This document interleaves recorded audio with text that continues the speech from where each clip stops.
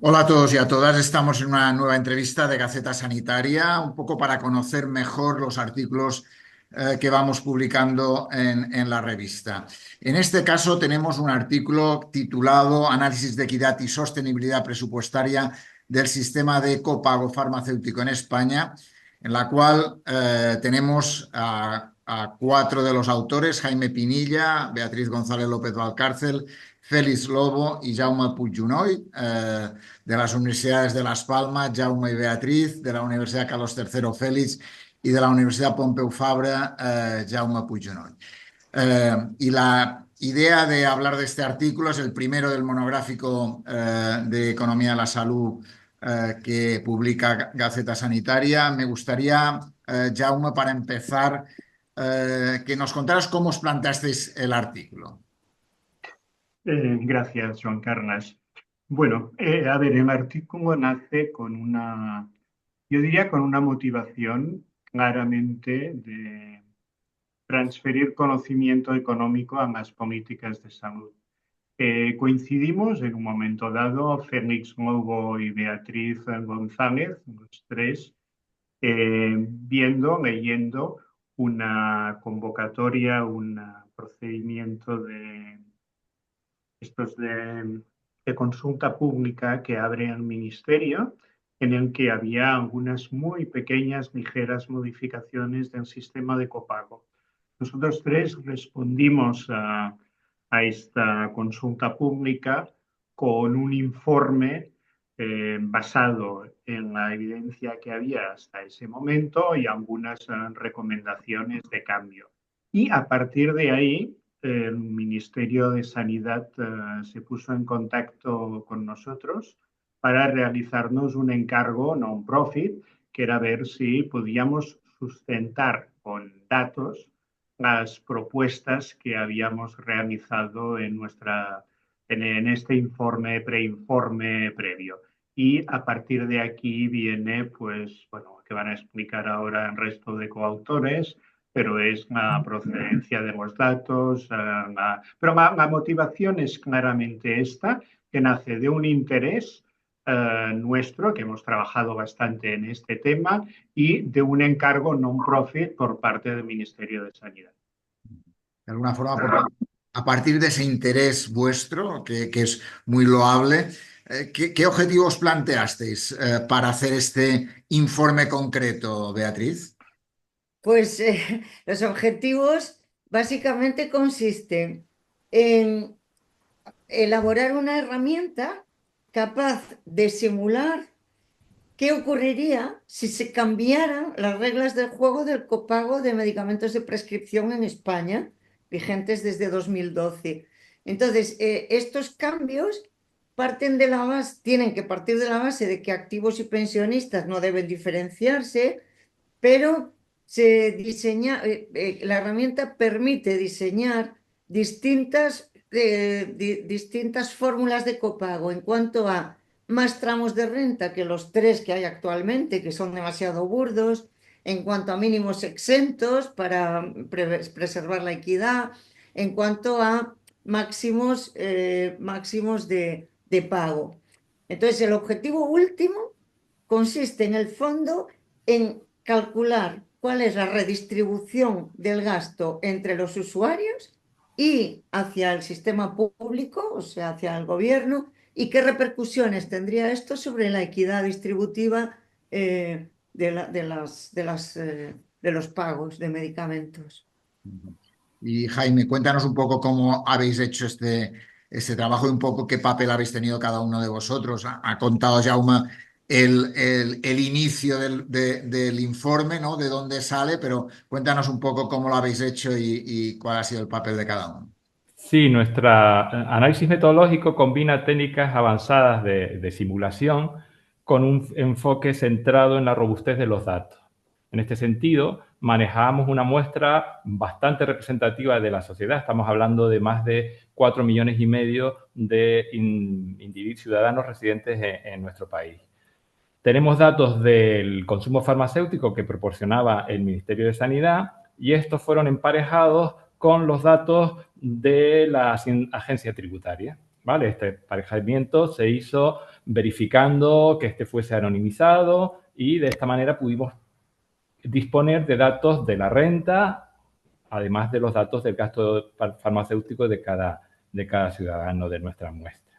A partir de ahí, el ejercicio de microsimulación que mencionaba Beatriz, con distintos escenarios, y una parte final en donde evaluamos el impacto económico de cada uno de esos escenarios, en función de lo que estaba ocurriendo en la actualidad y lo que podríamos prever con esas mismas ciudadanos que hubiese ocurrido en el caso de que hubiéramos cambiado pues, ese sistema de copago. Paralelamente al impacto económico, había un impacto sobre la equidad a través de un índice que incorporamos de progresividad del gasto, y uno de los valores, creo, del trabajo es la posibilidad de que el lector juegue con una herramienta interactiva que hemos puesto en el enlace en el propio artículo para simular pues, el escenario que crea oportuno en este análisis. Muy bien. Me voy contigo, Félix. Cuéntanos un poco qué resultados más destacados sacáis en el artículo, Félix. Bueno, pues quizás el resultado más general es que un análisis de este tipo puede ser muy útil para diseñar políticas. Un análisis que creemos que tiene buenos fundamentos económicos y buenos fundamentos cuantitativos. Y esto en el caso del copago es especialmente importante porque el diseño de un copago es complejo, porque se mezclan efectos diversos y hay cuestiones de equidad muy importantes y de eficiencia. Entonces creemos que con esta herramienta pues damos opciones para diseñar distintas políticas en función de los objetivos. Más en concreto, algunas conclusiones que yo reseñaría sería, primero, que hemos podido confirmar lo que en general ya sabemos respecto de la distribución de la renta en España, que la renta se distribuye muy desigualmente, de tal manera que esto hace que cuando pensamos en el copago del 40%, pues resulta que una carga muy importante recae sobre las rentas más bajas. Y también fue uno de nuestros objetivos ¿no? Proporcionar diseños que disminuyan esa carga para las rentas más bajas. Y luego, ya más en concreto también, pues que hay varios escenarios y que cada uno de ellos proporciona distintos resultados presupuestarios. Se puede incluso determinar quién resulta beneficiado y cuánto, quién resulta perjudicado y cuánto, atendiendo a los distintos escenarios. Y la cuestión del impacto presupuestario, que en una modificación de política como esta sería muy importante, porque naturalmente el Ministerio de Hacienda pues, va a estar muy vigilante, pues hemos medido cuáles serían los impactos presupuestarios. El máximo sería de 710 millones de euros y el mínimo de 48. Entonces, también otra conclusión general es que pensamos que es factible hacer esta reforma del copago que mejore la equidad, sin pérdidas de eficiencia apreciables y con un impacto presupuestario manejable. Por tanto, esta reforma del copago seguramente habréis discutido, valorado, seguramente habrá generado visiones a veces seguramente hacia un lado, pero probablemente tenéis no todo el mundo, ese grupo de expertos tan maravilloso que sois los cuatro, seguro que tenéis visiones no totalmente en la misma línea. Comentadme un poquito, ¿qué pensáis sobre esos resultados? ¿Qué valoración hacéis? Venga, quien quiera. Jaume, empieza tú. Bueno, pues sí. Bueno, no, yo creo que hay mucha más coincidencia que no divergencia entre los. Mira, yo resumiría las recomendaciones, porque este es un artículo, como decía, muy dirigido a McComiskey, a hacer recomendaciones que sean basadas en la evidencia y que se puedan implementar incluso en un escenario de neutralidad presupuestaria, que es lo que estaba comentando Félix. Resumo nuestras recomendaciones rápidamente en 5. Mirad, la primera es la necesidad absoluta de resolver la grave inequidad que hay en este momento con los activos de baja renta que pagan un 40% y sin ningún tipo de tope o de límite. La segunda es que la distinción entre activos y pensionistas, que podía tener algún sentido a finales de los años 70 cuando se implementó, hoy carece de sentido desde el punto de vista de la equidad entre individuos. Y nuestra propuesta clara es suprimir la distinción entre activos y pensionistas. Tercero, cualquier sistema de copago, por simple que sea, el nuestro es muy simple, tiene que establecer límites máximos. Mejor que sean anuales que no mensuales. Límites máximos en la aportación del individuo. O sea, un 40% puede ser nada o muy poco para un individuo que utiliza muy poco medicamento, pero un activo de baja renta y que a lo largo del año consume una cantidad importante de medicamentos, nuestro estudio lo muestra claramente, puede suponer un porcentaje alto de su renta. Y brevemente, un cuarto, importantísimo, mantener la gratuidad, o sea, las exenciones para grupos vulnerables. Y quinto, también muy importante, mantener una baja aportación. Podría incluso pensar si debería ser nula en algunos casos, pero al menos mantener la baja aportación actual para medicamentos destinados a enfermedades graves o crónicas, porque se denominan los medicamentos cícero. Yo creo que estas son las 5 principales recomendaciones y es lo que hemos trasladado, le trasladamos en su día al Ministerio de Sanidad. De alguna forma, decías tú, Jaume, hay más consenso que divergencias, pero contadme alguna visión, ¿no? Que seguro que hay algunos planteamientos en lo que has contado, Jaume, de esas recomendaciones, alguna visión. Beatriz, ibas a decir algo, veo. Sí, no, no era sobre disenso porque de verdad que no ha habido, ¿no? No. Lo básico que es la distinción arbitraria entre activos y pensionistas debe desaparecer y debemos... Eso lo tenéis clarísimo. Clarísimo Todo. desde antes de empezar. La igualdad de renta. Y también que hay que proteger a los más vulnerables, ¿no? Y que no tenía sentido pues que las exenciones pues fueran tan limitadas. A mí lo que me gustaría contar de esto es, primero, que es un trabajo importante porque es pionero en el uso de microdatos ligados, macheados, emparejados entre dos administraciones, Hacienda, o sea, la agencia tributaria, y Sanidad. Esta fue la primera vez que digamos, se hizo, que yo, hasta donde yo sé, que se hizo, ambas organizaciones colaboraron para conseguirnos esta base de datos que nosotros habíamos diseñado con una muestra aleatoria de la población española de más de 4 millones de personas. Claro, esto te da una riqueza que no se había podido conseguir antes con otras fuentes, porque tenemos la posibilidad, conociendo la renta de las personas, de hacer más o menos tramos de renta, que era uno de los motivos esenciales del trabajo. Lo segundo es que nos costó muchísimo hacerlo, muchísimo en tiempo. Fíjate, nuestros datos son de 2019. Lo empezamos con la pandemia, con el tapabocas puesto. En 2021 lo empezamos y lo estamos publicando ahora, en 2024. O sea, estos trabajos cuestan en tiempo, cuestan digamos, interacción con la administración, etcétera. Y lo siguiente que quiero decir es que qué bien que el Ministerio nos haya dado permiso para publicarlo y que además se publique en Gaceta, que es el órgano de la Sociedad Española de Salud Pública y Administración Sanitaria, ¿no? Este tipo de trabajos deben difundirse, no deben quedarse como informes en el cajón de los políticos. Y yo creo que este es un precedente muy bueno, ¿no? Que nos hayan dado permiso para publicarlo, que cualquier ciudadano pueda usar la herramienta para hacer simulaciones y que de forma transparente se discutan las políticas y sus posibles consecuencias.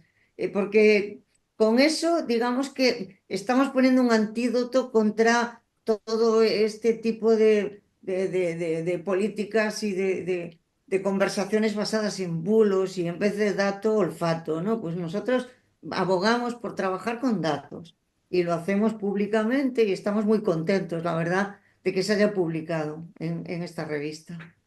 Estamos contentos y eso que los datos no son lo que deberían ser, en el sentido que hay muchas limitaciones. Y por eso yo creo que hay que hacer un poner en valor este tipo de análisis para incorporar más información. Hay más datos administrativos que se pueden incorporar al análisis, que nos permitirán valorar el impacto en elasticidad de precios, limitación que tiene nuestro ejercicio, el impacto en la adherencia terapéutica, el impacto en contextos regionales específicos. Por tanto, yo creo que esta es la línea, conseguir de verdad que la ciencia, el científico, pueda manejar con este tipo de datos administrativos, que no es difícil y que determinadas agencias están acostumbradas a manejar y enlazar. Y por Yo tanto, añadiría, añadirías, perdona, Félix, añadirías líneas a seguir investigando por ahí, ¿no? En ese sentido, con esta base de datos, Efectivamente, claro, más esa es la datos idea. para poder seguir, ¿no? Efectivamente. Félix, perdona. Imagínese, eh, imagínese explorar escenarios dinámicos, comparar, pues eso, otros factores socioeconómicos, lo que decía anteriormente, ¿no? Factores o contextos regionales específicos, etcétera, etcétera. Perdona. Perdona, Félix. sí, no, yo suscribo lo que han dicho los tres, que está muy bien dicho, y subrayaría, diríamos, la utilidad de esta colaboración entre investigadores y las administraciones para dar productos de este tipo.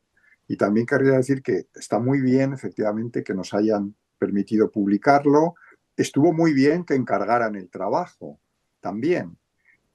Lo que sí tengo que decir es que no debería ser tan difícil, ¿eh? O sea, yo he de decir Sin duda, estoy de que acuerdo. también, y no quiero echarnos flores, pero creo que ha sido un ejercicio de constancia, ¿eh? Fue un ejercicio de constancia y de perseverancia para conseguir que los datos se proporcionaran, que se proporcionaran en la forma adecuada. En fin, ha sido francamente difícil. Y todo eso contando con que el encargo proviene de la propia administración. Entonces, no debería ser tan difícil, y yo creo que habría que seguir progresando, porque en este sentido ya se han hecho algunos progresos de disponibilidad de datos, en este sentido, ¿no? Que realmente hay una riqueza de datos administrativos que se podrían sacar muchísimo más fruto si no exigieran realmente casi una constancia heroica por parte de los investigadores. Pero bienvenido sea, de todas formas, el hecho de que lo consiguierais, de que tengáis una base de datos que permita hacer estudios y que además se permita publicar en la línea de lo de la transparencia que decía Beatriz, me parece que es un elemento muy interesante. Además, que se utilice en nuestra revista Gaceta Sanitaria, mucho mejor. Jaume, querías decir algo, ¿no? Sí, sí, quería destacar dos cosas también en la línea de lo que hemos estado comentando. A ver, una es destacar fundamentalmente que lo que proveemos, o sea, el principal resultado de este trabajo es poner a disposición una herramienta para que cualquier discusión actual o futura sobre copago esté más basada en la evidencia. Sabéis todos que este es un terreno en copago en el que cualquier opinión y descalificación vale. Oiga, pues no. Y además nuestra base de datos sirve para testar, para ver escenarios alternativos a los que nosotros hemos planteado. Los que nosotros hemos planteado son limitados. Cualquier decisor, cualquier político, cualquier opinador, antes de opinar o antes de decir algo, con esta herramienta puede tener datos basados en la evidencia, ¿no? Esto es fundamental. Y lo segundo, destacar una limitación que en parte me ha comentado Jaime, que tiene nuestro estudio, pero que precisamente pues, puede ayudar a ir después más allá. Quiero destacarlo. Nuestro estudio es lo que se llama un estudio estático. Es decir, no tiene en cuenta las elasticidades, precios, o sea, las respuestas de los individuos ante los cambios que introduce la política. Esta es una limitación. Creemos que no es una limitación importante en este momento, pero abre la puerta a poder realizar en un futuro próximo estimaciones dinámicas teniendo en cuenta aquellos cambios que a partir de ahora se adopten en las políticas y hacer una evaluación que podría ser una segunda o una tercera etapa, supongo, Jaime, Sí. para informar ao político e aos decisores de que impacto está teniendo os cambios que introduzcan, sí, como esperamos, pues introducen cambios en este tema.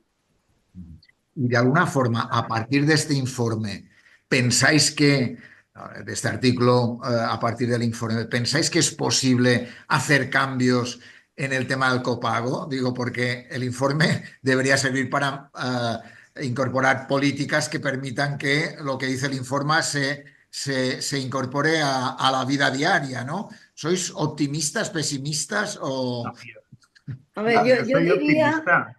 optimista, ¿verdad? Yo Sí. diría que con un coste razonable para los presupuestos públicos, que en el escenario peor para ellos es en torno a 500 millones de euros. O sea, 710 es 700 el ha dicho. máximo bueno, 700. Pero de claro, los... pero tengan en cuenta que el gasto farmacéutico hospitalario está en 9.000 millones y el gasto en farmacia de prescripción, pues no sé exactamente, pero vamos, que Vea, 700 millones no Parecido, es un porcentaje muy alto. parecido. Y eso en el peor de los casos, y con eso se conseguiría un grado altísimo de equidad y de protección de los vulnerables. En otros escenarios, pues bueno, en el que menos impacto presupuestario hay, pero también poco cambio, pues solo 48 millones de euros, lo cual, claro, implica el perjudicar a los pensionistas porque el objetivo, o sea, el punto de partida era pensionistas y activos no van a tener distinción. Pues para redistribuir la carga financiera de modo que el Estado no pague más, pues acaban, claro, pagándolo en términos relativos los pensionistas, ¿no? Yo añadiría una cosa muy importante, la ha mencionado Beatriz, que es la publicación por Gaceta Sanitaria. Sí. O sea, se ha sacado el documento de un cajón, porque efectivamente lo encargó una directora general y luego vino otro director general y entonces pues hubo que decirle que eso estaba ahí. Entonces yo creo que es fundamental para que tenga esos efectos prácticos que estabas mencionando la difusión. Entonces, ya que ha sido fundamental o es fundamental que Gaceta Sanitaria lo publique y lo difunda.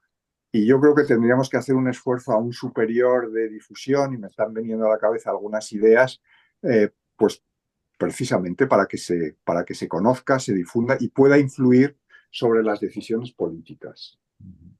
No, esa es la intención de que esto permita el debate, el hecho de que os juntéis los cuatro me da pie a que podamos hablarlo y el hecho de lo que hacemos en Gaceta es intentar que algunos artículos ponerlos a nivel del canal de YouTube para poder ser vistos por más gente y que permita debatir y discutir más sobre ello. No sé si ya me querías Perdona, decir algo. hay que decir que falta Cristian hoy en la reunión, Sí, que ha sí, tenido lo un sé, lo papel sé. fundamental en la herramienta, ¿eh? Sí. Falta Esa Cristian justicia trabajo. que es no ha podido estar. es el quinto autor, ¿no?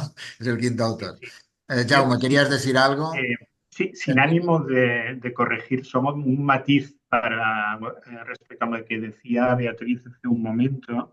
Nosotros lo que mostramos aquí es que es posible mejorar de forma importante la equidad en la distribución de la carga que supone la aportación del usuario con un pequeño o, si se diseña adecuadamente, casi nulo o nulo impacto presupuestario.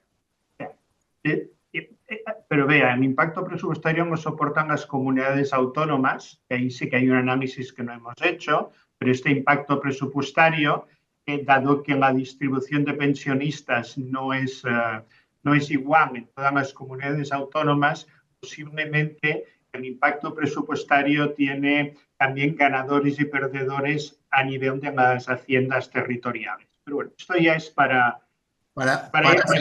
seguir explorando en la línea de que decía Jaime, de buscar información de territorios y por tanto entrar en ello. Pues os agradezco a los cuatro el hecho de que os hayáis acercado a Gaceta Sanitaria, a esta entrevista para poder conocer este magnífico artículo muy interesante que sin duda alguna vale la pena debatirlo y discutirlo y que se ponga en el circuito para poder implementar las recomendaciones que planteáis. Muchísimas gracias, un placer. ¿Puedo añadir una cosa? Que es que me ha venido, Medio que ya segundo, tenía en medio la segundo cabeza, que se pero va. creo que es un momento oportuno.